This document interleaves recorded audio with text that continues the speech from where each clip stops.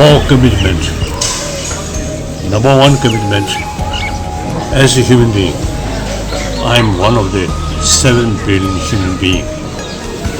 So we all want happy life, peaceful life. The ultimate source of peace is inner compassion, wholeheartedness. According to our scientists, basic human nature, since we are social animals, so basic human nature is more compassion. So therefore, from birth, we already have the seed of compassion. Now, we have this special brain. We must utilize this brain to analyze what is the value of material thing for temporary. Material, someone billionaire but mentally very unhappy. So ultimate source of happiness is peace of mind. So my number 1 commitment, irrespective of the believer or non-believer, or believe this religion, that religion, we all have the potential of warm-heartedness. So my number 1 commitment is try to promote that basic human value. And then second commitment, I am Buddhist monk. Today's world, the number of cases killing human brothers, sisters in the name of religion, terrible. All major religious traditions carry the same message of love. They use different philosophical reasons, but all carry the same message of love. So, all major religious traditions, different philosophy, utilize that, and the ultimate aim is to bring inner peace through practice of compassion. Now India is the example. All major religious traditions live together harmoniously. This is example, living example. So my commitment is try to promote religious harmony. And then third, I am Tibetan. So Tibetan, entire Tibetan trust in me. So my main commitment regarding Tibet is preservation of Tibetan culture or Tibetan knowledge. Originally come from India, 8th century. The Nalanda master, Shantarakshita, invited to Tibet. He introduced Buddha Dharma according to Nalanda tradition. So Nalanda tradition, another word, Sanskrit tradition.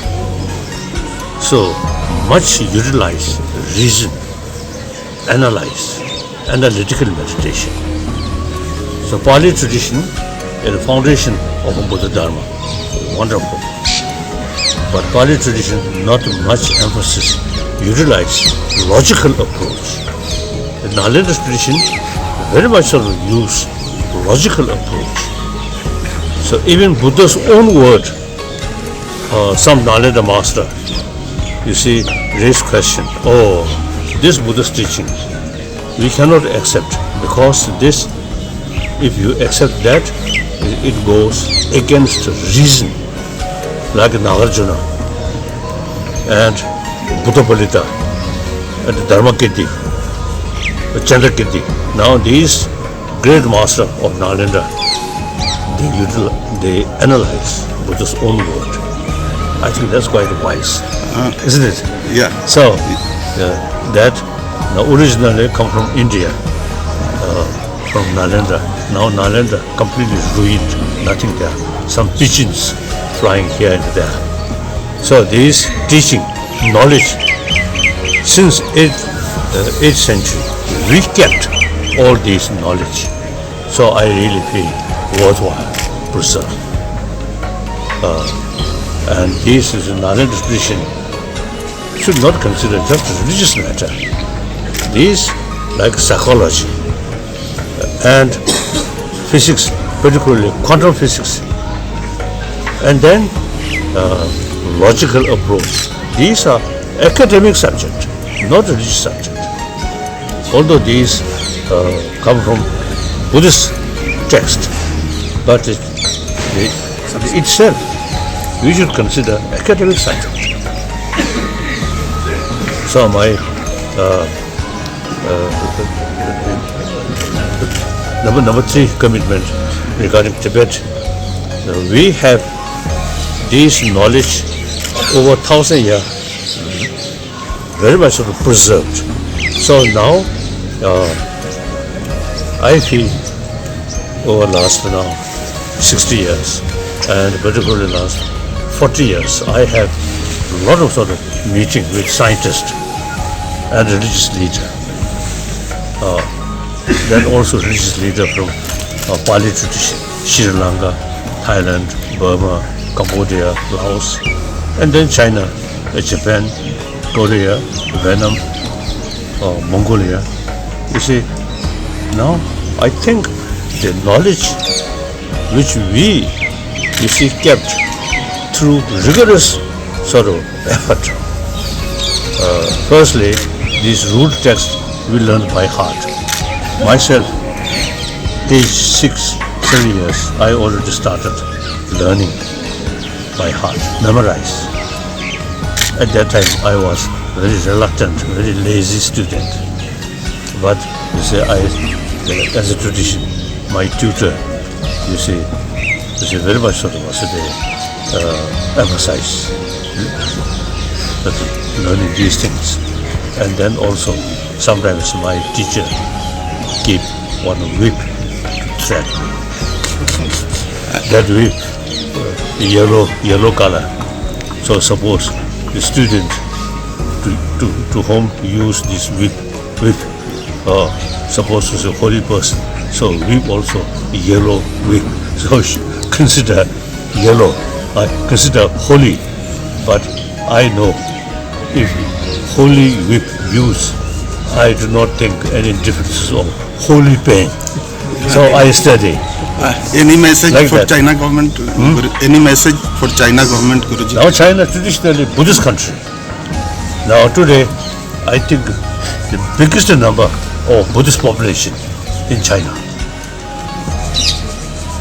Many sort of Chinese Buddhists now they really following Tibetan Buddhism. They say many scholars, some Chinese university.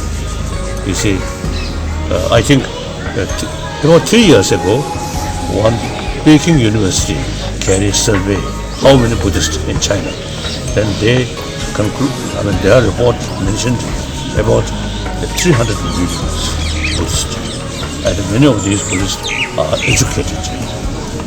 That's an official sort of report. Then since then, the Buddhist population in China increasing. So things are changing now. And many of the Chinese, they consider Tibetan Buddhism is truly Nalanda tradition, and that tradition is a very scientific religion. So now there are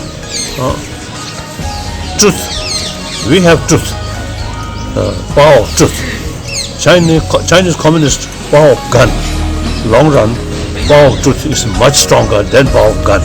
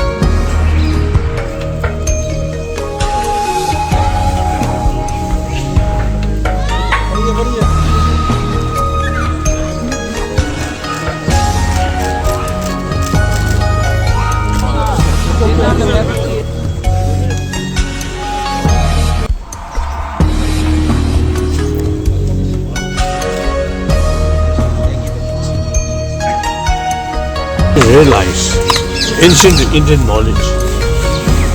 Very useful. Ahimsa, Karuna. Over 3,000 years. You see, this knowledge, world needs Ahimsa and Karuna. So, India, this country, it's a modern India, I think much neglected this knowledge. Now this must revive in this country. So that's my fourth commitment. So that India can combine modern education, which oriented material value, and ancient Indian knowledge bring inner peace. So this should combine. India has the opportunity and the ability to combine. So the fourth commitment is try to revival of this ancient Indian knowledge in modern India. This strictly secular way. Okay, thank you.